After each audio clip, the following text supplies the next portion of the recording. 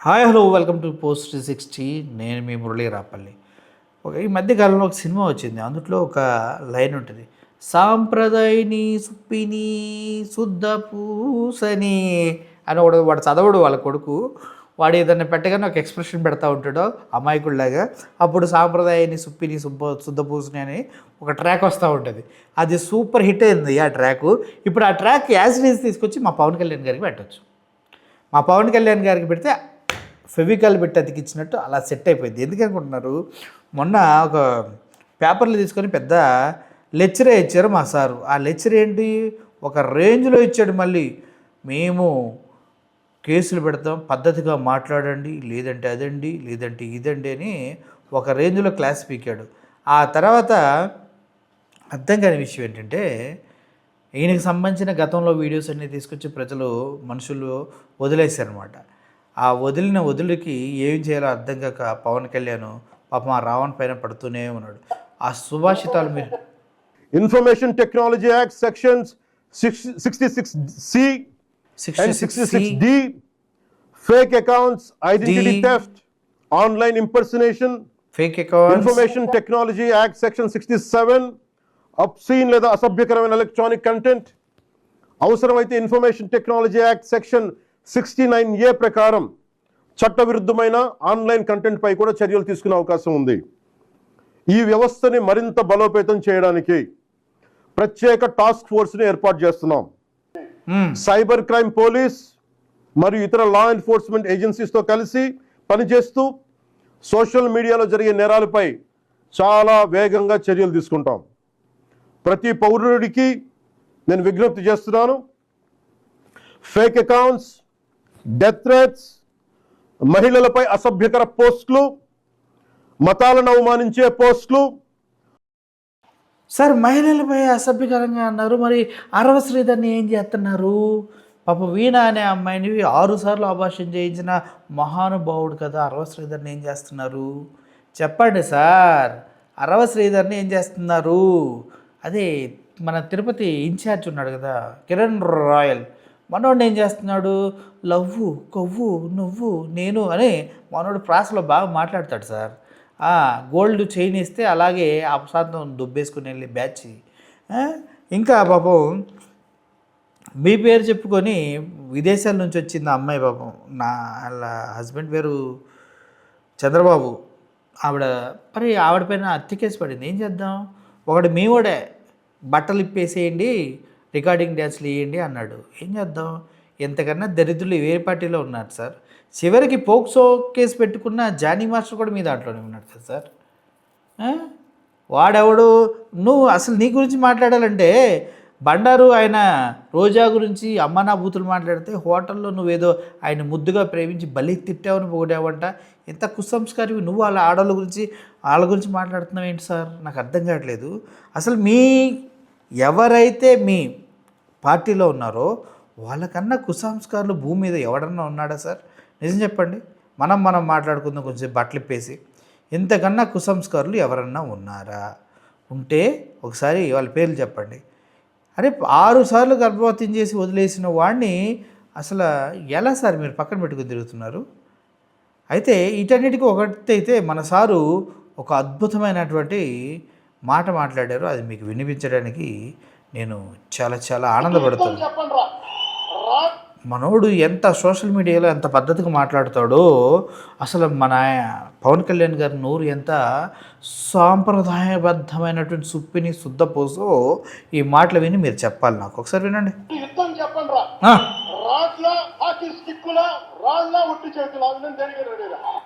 రోడ్లో హాకీ స్టిక్లో రాళ్ళ చేతిలో దేనికైనా రెడీరా సార్. నిన్నేదో ఢిల్లీలో ఏదో హాస్పిటల్కి తీసుకెళ్తే అదానీ హాస్పిటల్కి ఎక్కడికి పోతే 2 భుజాల్లో చాలా సివియర్గా డ్యామేజ్ అయ్యాయని చెప్పారట. ఏంది మరి పరిస్థితి? మరి అంత డ్యామేజ్లో చేతులు ఎత్తగలం మనం, కరెక్ట్ చేయగలవా? ఆలోచించండి సార్ చెప్పేటప్పుడు. మొన్న దుర్గగుడిలో మెట్లు ఎక్కడానికి అదేదో ఒలింపిక్స్లో 100 మీటర్లు పరిగెట్టిన వాళ్ళగా కింద మీద పడి రొప్పుతా ఎక్కావు కదా దుర్గమ్మ గుడి మెట్లు. నువ్వు రోడ్లో హాకీ స్టిక్లో హ్యాండ్స్ రాడ్ జరిగే మాటలు చెప్పండి. మళ్ళీ చూడండి ఎంత సాంప్రదాయబద్ధంగా ఉంటుంది ఈయన మాట చూడండి. మా వాళ్ళు కూడా రమ్మని చెప్పండి, మీరు రండిరా. ఎంత మంది వైసీపీ గుండా ఎమ్మెల్యే కొడుకులు వస్తారో ఛాలెంజ్ చెప్తున్నాను, కొడకల్లారా యుద్ధం చెప్పండి రా. ఛాలెంజ్ ఇస్తున్నాను రండ్రా కొడకల్లారా. సరే ఇది పద్ధతిగా మీరు మాట్లాడారని మీరు అనుకుంటున్నారా? మీరు ఇందాక సెక్షన్ చెప్పారు కదా 166, 166A, B అని చెప్పేసి వరుసగా సెక్షన్స్ చెప్పుకుంటూ వచ్చారు కదా. ఏం చేద్దాం మరి ఆ సెక్షన్స్ అని చెప్పండి సార్, ఏం చేద్దాం? ఇట్టంటి దరిద్రమైనటువంటి మాటలు మాట్లాడతాం నీతిమంతుల్లాగా. అదే ముందు చెప్పారు కదా, సాంప్రదాయాన్ని సుప్పిని శుద్ధపోసని. ఎందుకన్నా శుద్ధపోస ఇంకెక్కడైనా భూమి మీద ఉందా చెప్పండి మీరు? పాపం రావణ్ణి పెట్టిన కేసు పెట్టకుండా తిప్పిన కోర్టు తిప్పకుండా తిప్పుతూనే ఉన్నారు. తిరుగుతాడు, ఏమైద్ది? ఏమీ కాదు. ఒక నెల తిరుగుతాడు, ఏమైనా పోయేదే ఉందా? బొచ్చు ఇలాగ పదవే ఉందా ఏంటి ఆయనకి? ఒక యూట్యూబ్ ఛానల్, ఇప్పటికే పిచ్చగా సబ్స్క్రైబర్లు పెరుగుతారు.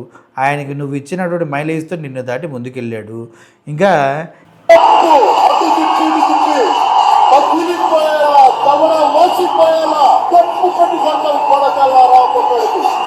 పవన్ కళ్యాణ్ చెప్పు అడు తిప్పి ఇటు తిప్పి దవడ వాసిపోయేలా కొడతాను వైసీపీ కొడకల్లారా అన్నాడా? మరి రావణ్ కూడా అదే కదా మాట్లాడుతుంది.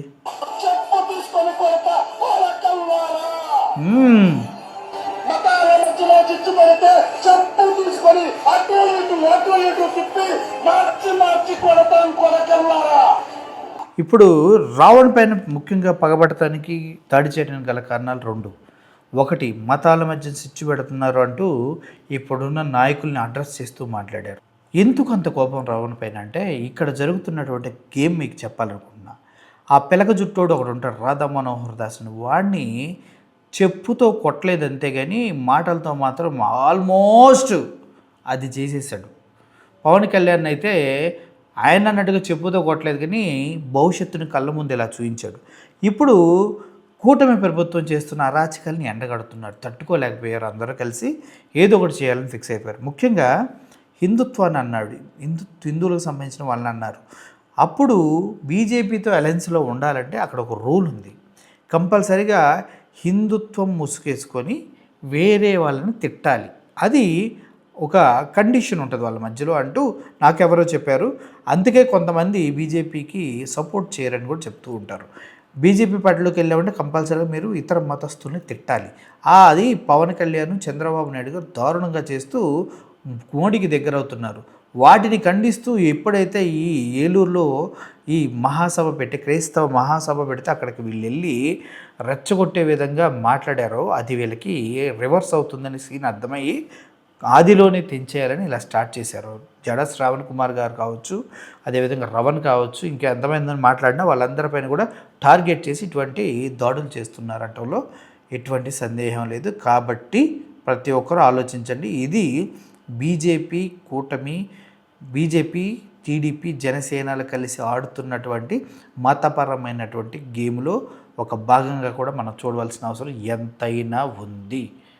సో ఓవరాల్గా అటు రావణ్ని హీరోయిన్ చేసిన పవన్ కళ్యాణ్కి, తను జీరో చేసుకుంటున్న పవన్ కళ్యాణ్కి నా సింపతి తెలియజేస్తూ రాబోయే రోజుల్లో రావణ్ దాటిని తట్టుకునే శక్తిని పాపం కూటమి ప్రభుత్వానికి ఇవ్వాలని కోరుకుంటూ సెలవు తీసుకుంటున్నా. Thank you for watching this video. Murali signing off. Thank you so much.